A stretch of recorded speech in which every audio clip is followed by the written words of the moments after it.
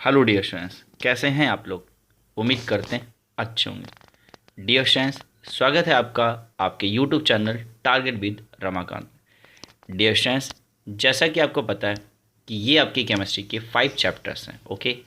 और ये 5 चैप्टर्स उम्मीद करते हैं कि आपने अच्छे से क्या कर लिया होगा, कंप्लीट कर लिया होगा। अगर आपको पता है तो मैं आपको बता दूं कि हम लोग आजकल एग्ज़ाम में आए हुए क्वेश्चंस को क्या कर रहे हैं, डिस्कस कर रहे हैं। और जो इस सीरीज़ में जो हमने चैप्टर उठाया हुआ है वह आपका चैप्टर 4 है, that is carbon and its compound, okay. Carbon and its compound से अब तक एग्ज़ाम में पिछले 10 सालों में जितने भी क्वेश्चंस आए हैं हम सारे के सारे क्या कर रहे हैं, सॉल्व कर रहे हैं। और उम्मीद कर रहे हैं कि आप लोगों को बहुत ही मज़ा आ रहा है। यस, आपके कमेंट से पता चल रहा है कि आप लोग बहुत एक्साइटेड हैं चीज़ों को जानने के लिए कि एग्ज़ाम में किस तरह के क्वेश्चंस आते हैं, ओके। तो इस सीरीज़ में मैं आपको बता दूं, इस चैप्टर नंबर 4 में आपको मैं बता दूं अब तक पार्ट 1, पार्ट 2 एंड पार्ट 3 यानी कि 3 वीडियोस आपको दिए जा चुके हैं। आज जो वीडियो है पार्ट नंबर 4 है, ओके। अच्छा, इसको हमने कैसे डिवाइड किया मैं बता दूं। पार्ट 1 में जो हमने डिस्कस किया हुआ था, मल्टीपल चॉइस क्वेश्चन डिस्कस किए थे। क्या डिस्कस किए थे? Multiple choice. जो एग्ज़ाम में आए हुए मल्टीपल चॉइस, जितने भी मल्टीपल चॉइस क्वेश्चन थे हमने आपको सारे डिस्कस किए हुए या और मल्टीपल चॉइस आपके एग्ज़ाम में 1 मार्क्स में आता है। फिर हमने स्टार्ट किया था वेरी शॉर्ट क्वेश्चन को, और वेरी शॉर्ट आपके एग्ज़ाम में 2 नंबर के क्वेश्चंस आते हैं, ओके। अच्छा, इस सीरीज़ में अगर मैं बता दूं तो अब तक हम लोगों ने नियर अबाउट क्वेश्चन 10 तक हम लोगों ने 10 या 30 तक क्वेश्चन हम लोगों ने कर लिया। अभी हम चेक कर लेते हैं कितने क्वेश्चन हम लोगों ने सॉल्व किए हुए हैं, ओके। तो चलिए, उम्मीद करते हैं आपको बातें समझ में आ गई होंगी। और अगर आप वीडियो लगातार सारी की सारी देखते चले जाएंगे तो यकीन मानिए कि आपको केमिस्ट्री तैयार होने से बहुत ज़्यादा फ़ायदा होना है, ओके। आपको केमिस्ट्री कब तैयार हो जाएगी आपको पता भी नहीं चलेगा, ओके। तो चलिए, और मैं बता दूं कि अब ये सीरीज़ रुकने वाली नहीं है। इस सीरीज़ के जितने भी चैप्टर हैं वह सारे के सारे चैप्टर्स मैं क्या करूँगा, 1 बाय 1 मैं क्या करूँगा बेटा, सॉल्व करा दूँगा। बशर्ते आप इसको क्या करिए, सारा का सारा जैसे जैसे मैं कराता जा रहा हूँ आप क्या करते जाइए, कंप्लीट करते जाइए। तो चलिए शुरू करते हैं, ओके। डियर स्टूडेंट्स, पिछली वीडियोस में हम लोगों ने क्वेश्चन नंबर 13 डिस्कस किया था, एस्टरीफिकेशन क्या होता है। तो अगर आप यहाँ से चेक कर सकते हैं कितनी बार ये क्वेश्चन एग्जाम में पूछा गया है। एंड उसी के अगेन हम लोगों ने क्वेश्चन 14 भी क्या किया था, डिस्कस कर लिया था। आज हमें डिस्कस करना है क्वेश्चन नंबर 15 से, ओके। क्वेश्चन नंबर 15 से हमें चीज़ों को डिस्कस करना है। देखिए क्वेश्चन नंबर 15 में क्या दिया हुआ, right the IUPAC name and structural formula formic acid, okay. Formic acid का क्या करना है, चेक करिए। फॉर्मिक एसिड का क्या करना है, स्ट्रक्चरल फार्मूला लिखना है और क्या लिखना है, इसका IUPAC नेम लिखना है, ठीक है। तो देखिए फॉर्मिक एसिड की मैं बात बताता हूँ। तो जो फॉर्मिक एसिड होता है यह कार्बोक्सिलिक एसिड, चेक करिएगा।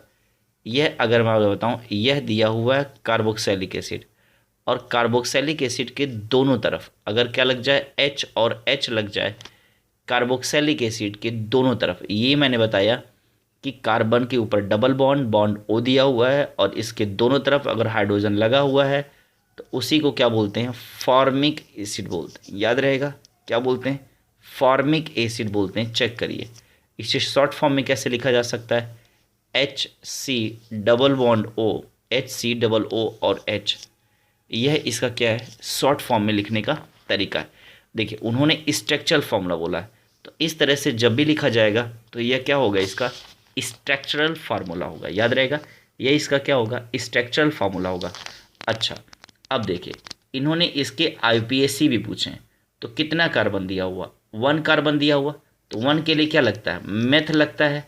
एंड सिंगल बॉन्ड दिया हुआ है तो एन हो जाएगा, और कार्बोक्सिलिक एसिड के लिए क्या लगता है, ओइक एसिड लगता है। यस या नो, तो नाम क्या हो जाएगा, मेथेनोइक एसिड हो जाएगा। क्या हो जाएगा, मेथेनोइक एसिड हो जाएगा। चलिए अगला देखते हैं, क्वेश्चन नंबर 16 की बात करते हैं। देखिए क्वेश्चन नंबर 16 2019 में पूछा गया, यानी कि कह सकते हैं कि पिछले साल ये क्वेश्चन आए हुए थे। क्या दिया हुआ, यहाँ पर देखिए CH3CO CH3 दिया हुआ एंड अगेन दिया हुआ CH3CHO। देखिए कितना आसान कंपाउंड है। अगर मैं इसकी बात करूँ तो ये आपका क्या दिया, कीटोन दिया है। और अगर इसकी बात करते हैं क्या दिया हुआ, एल्कोहल दिया हुआ। तो क्वेश्चन नंबर 1 में थोड़ा सा आपको अच्छे से समझा दूँ। देखिए CH3CO और क्या दिया है, CH3 दिया हुआ। तो अगर आपको पता है कीटोन है तो काउंटिंग आप कैसे कर सकते हैं, 1 2 एंड 3 कर सकते हैं। क्या हो जाएगा चेक करिएगा, propane known, NONE known, propanone. मैं बता दूँ क्या हो जाएगा, लास्ट में ONE ओन होगा। और हाँ, उसके बाद ONE ओन के बाद डैश करके जरूर लिखिएगा किस पोजीशन पे दिया है, कार्बोक्सिलिक ग्रुप 2। तो यहाँ 2 जरूर लगाइए, क्या लगाइएगा, यहाँ 2 जरूर लगाइए। तो क्या हो जाएगा, प्रोपेनोन 2। क्या हो जाएगा, प्रोपेनोन 2 हो जाएगा। याद रखिएगा, इसी तरह से कंपाउंड का नाम लिखा जाएगा। अच्छा, ये देखिए एल्कोहल, OH क्या होता है, एल्कोहल होता है। तो 1 हो जाएगा, 2 हो जाएगा, 3 हो जाएगा। तो अब इस कंपाउंड का नाम हो जाएगा प्रोपेन। प्रोप हो जाएगा 3 के लिए, 3 के लिए क्या होगा, prop. And there is single bond between carbon and carbon. तो क्या हो जाएगा, एन, और एन का ई हटेगा, उसकी जगह पे क्या लगेगा, OL ऑल लगेगा। तो क्या नाम हो जाएगा, प्रोपेनॉल। अच्छा, OL ऑल किसके लगता है, OH सफिक्स के लिए क्या लगता है, ऑल लगता है। ठीक है, और याद रखिएगा किस पोजीशन पे दिया है, 2 पे दिया हुआ। तो इसका नाम हो जाएगा प्रोपेनॉल 2 हो जाएगा। क्या हो जाएगा, प्रोपेनॉल 2 हो जाएगा। चलिए अगला चेक करते हैं। अगला क्वेश्चन भी बहुत अच्छा क्वेश्चन दिया हुआ। क्या दिया हुआ, व्हाट इज होमोलोगस सीरीज। याद रखिएगा, व्हाट इज होमोलोगस सीरीज बहुत इंपॉर्टेंट, लगातार एग्जाम में क्वेश्चंस पूछा जाता है। ठीक है, व्हाट इज होमोलोगस सीरीज मैं सिंपल वे में आपको बताता हूँ कि जब किसी भी सीरीज को उसके केमिकल फार्मूले के इंक्रीजिंग ऑर्डर में क्या करते हैं, लिखना शुरू करते हैं। तो चेक करिएगा, मैं बताता हूँ। जैसे एक मैंने लिया एल्केन लिया, मैंने क्या लिया, एल्केन लिया। चेक करिएगा, मैंने लिया एल्केन, और एल्केन का फॉर्मूला क्या होता है, CnH2n+2 होता है एल्केन का। ओके, अब इसको एक सीरीज में लिखना शुरू करिए कि मान लीजिए आपने n क्या लिया है, मान लीजिए आपने n=1 लिया, तो क्या क्या हो जाएगा, CH4 हो जाएगा। फिर आपने n क्या लिया, 2 लिया, तो C2H6 हो जाएगा। मान लीजिए आपने n क्या लिया, 3 लिया, तो C3H8 हो जाएगा। एंड सो ऑन, ऐसे ऐसे आप करते जाएंगे, वो बढ़ता जाएगा। ठीक है, तो अब आप इसमें चेक करिए क्या क्या क्या नज़र आ रहा है आपको। तो अगर आप देखें तो 1 के बाद 2 आया, 2 के बाद 3 आया। तो यह जैसे जैसे बढ़ता जाएगा, तो अगर आप देखिए तो इनके बीच में दो एडजेसेंट नंबर के बीच में, यानी कि 1 एंड 2 के बीच में जो गैप आ रहा है, कितने का आएगा, CS2 का आएगा। कितने का आएगा, अब 2 और 3 के बीच में अगर आप देखें तो गैप कितने का आएगा, CS2 का आएगा। यानी कि याद रखिएगा, किसी भी कंपाउंड को उसके जर्नल फार्मूले के इंक्रीजिंग ऑर्डर में बढ़ने पर, यानी कि 1 के बाद 2, 2 के बाद 3, 3 के बाद 4, इस तरह से बढ़ने पर हमेशा उनके बीच में जो गैप आता है, कितने का आता है, CS2 का गैप आता है। कितने का आता है, CS2 का गैप आता है। या हम कह सकते हैं कि उनके बीच में जो गैप आता है, उनके बीच में जो गैप आता है उसमें मास नंबर कितना होता है, अगर आप चेकें तो कितने का होता है, 14U का होता है, एटॉमिक मास यूनिट। ओके, यानी कि 14 का गैप होता है, मास नंबर 14 का गैप होता है, याद रखेंगे। चलिए, तो होमोलोगस सीरीज आ गया। कहने का मतलब है किसी भी सीरीज का, अभी आप एल्कीन सीरीज ले लेते तब भी ऐसे ही आता। ठीक है, हमेशा दो एडजेसेंट कार्बन के बीच में जो गैप आएगा, 1 के बाद 2, 2 के बाद 3, या 3 के बाद 4, 4 के बाद 5, 5 के बाद 6, लिखते चले जाइएगा। हमेशा देखिएगा CS2 का गैप आएगा और मास नंबर में 14U का गैप आएगा। ओके, तो उम्मीद करते हैं आपको 100 में आ गया होगा। तो अब देखिए, मैं यहाँ पर एग्जाम्पल, अगर आप चाहें तो यही वाला एग्जाम्पल जो मैंने दिया है उसको आप क्या कर सकते हैं, वहाँ मेंशन कर सकते हैं। फिलहाल डिफिनेशन देख लीजिए, a series of organic compounds, a series of organic compounds containing same function group. देखिए, वह फंक्शन ग्रुप सेम होना चाहिए, यानी कि कहने का मतलब है कि उनका फार्मूला, जनरल फार्मूला जो भी है वह क्या होना चाहिए, सेम होना चाहिए। और उसी में 1 2 3 4 5 6 7 8 9 10 लिखते चले जाएंगे। जैसे अभी अगर आप चाहें तो एल्कीन ले सकते हैं, क्या ले सकते हैं, एल्कीन ले सकते हैं। और एल्कीन का जनरल फार्मूला क्या होता है, CnH2n होता है। बात समझ आ रहा नहीं आ रहा है, क्या होता है, CnH2n होता है, ठीक है। तो इस तरह से अब आप n इज इक्वल टू क्या लेंगे, 1 तो पॉसिबल नहीं होता एल्कीन में, आपको पता है। आप क्या ले सकते हैं, 2 ले सकते हैं, ठीक है। तो क्या हो जाएगा, CH2CH4 हो जाएगा। n अब क्या लेंगे, 3 लेंगे, क्या हो जाएगा, C3H6 हो जाएगा। अगर आप लेने n इज इक्वल टू 4 ले लें, क्या हो जाएगा, C4H8 हो जाएगा। अब आप देखें फिर से इसके बीच में गैप कितने का आ रहा है, CS2 का गैप आ रहा है, और इसके बीच में भी कितने का आ रहा है, CS2। कहने का मतलब है कोई भी जनरल फार्मूला ले लें और उसी में n की वैल्यू रखते 1 2 3 चले जाएं, तो हमेशा जो गैप आएगा वो कितने का आएगा, CH2 का गैप आएगा। यही क्या है, होमोलोगस सीरीज़ है। याद रखिएगा, बहुत पूछा जाता है एग्जाम में। Definition, a series of organic compounds containing same function group, same chemical properties, and in which two successive compounds differ by CS2 group is called the homologous series. देखिए जो एग्जाम्पल मैंने दिए हैं वो एग्जाम्पल आप दे दीजिएगा, मज़ा आ जाएगा, ठीक है। जैसे अब यहाँ से लिखेंगे, for example the compound CH3Cl and C2H5Cl and CS3C7Cl are chloroalkane, ठीक है। द कंपाउंड CH3OH यानी कि methanol, ethanol and propanol are the alcohol, और ये कैसे हैं, सक्सेसिव एल्कोहल हैं। आप चेक करिएगा इनके बीच में CS2 का ही गैप आएगा, ठीक है। अगला चेक करिए, क्वेश्चन नंबर 18। देखिए जब इसको फुल क्वेश्चन बनाएगा, चेक करिएगा, ध्यान से समझिएगा। मान लीजिए इसी क्वेश्चन को लॉन्ग में उसने पूछ लिया और 6 नंबर में या 7 नंबर में दे दिया, तो अब ये क्वेश्चन दोनों एक साथ जोड़ देते हैं। क्या कर देते हैं, what is homologous series and give 3 characteristics of homologous series. तो ये क्वेश्चन दोनों क्या हो जाएगा, एक ही में बन जाता है। तो याद रखिएगा 3 मार्क्स के ये हो जाते हैं और 2 या 3 मार्क्स के ये हो जाते हैं। टोटल कितने हो गए, 6 मार्क्स के हो गए, याद रखेंगे, ठीक है। तो 3 कैरेक्टरिस्टिक्स आप देख लीजिए, compounds belonging to a given homologous series can be represented by the same general formula। Okay, याद रखिएगा जिस भी चीज़ का क्या करना है, जिस भी चीज़ का आपको होमोलोगस सीरीज बनाना है उसका केमिकल फार्मूला क्या होना चाहिए, सेम होना चाहिए। याद रखिएगा क्या होना चाहिए, सेम। यानी कि अगर आप एल्केन निकालोगे तो एल्केन ही आपको लेना है, एल्कीन निकालोगे तो एल्कीन ही लेना है, और एल्काइन निकालोगे तो एल्काइन लेना है, एल्कोहल निकालोगे तो एल्कोहल लेना है। याद रखिएगा सीरीज चेंज नहीं होनी चाहिए, ठीक है। अगला क्वेश्चन देखो, अगला पॉइंट है, all the compounds of the homologous series show similar chemical properties. Okay, यानी कि आपको पता होना चाहिए जब इनके फंक्शनल ग्रुप क्या होते हैं या सेम फंक्शन ग्रुप के होते हैं तो जैसी बात है इनके क्या हो जाएंगे, केमिकल प्रॉपर्टीज़ अपने आप क्या हो जाएगी, सेम हो जाएगी। ओके, अगला क्वेश्चन दिया हुआ, अगला पॉइंट दिया हुआ, the compounds of a homologous series can be prepared by similar method. और इनको एक ही तरह से क्या किया जा सकता है, बनाया जा सकता है। देखिए व्हाट इज़ मिसेल, देखिए इंपॉर्टेंट है, व्हाट इज़ मिसेल याद रखिएगा 2019 में पूछा गया। तो मैं सिंपल वे में आपको बता देता हूँ, जो सोप होता है, क्या जो सोप होता है यानी कि साबुन होता है, या क्या होता है डिटर्जेंट होता है। जो सोप होता है, याद रखिएगा जो सोप होता है या डिटर्जेंट होता है, जब ये वाटर के साथ क्या करते हैं, वाटर के साथ जाते हैं और या वाटर के साथ रिएक्शन करते हैं तो वाटर में झाग बन जाता है। क्या बन जाता है, झाग बन जाता है। उसी झाग को क्या बोला जाता है, उसी झाग को क्या बोला जाता है, मिसेल बोला जाता है। क्या बोला जाता है, मिसेल बोला जाता है। तो याद रहेगा कि सोप या डिटर्जेंट्स वाटर के साथ जब आपस में मिलते हैं तो क्या बनाते हैं, मिसेल बनाते हैं। याद रहेगा। चलिए डिफिनेशन देख लीजिए, a concentrated solution, a concentrated solution of soap for micelle. The micelles are large enough to scatter light.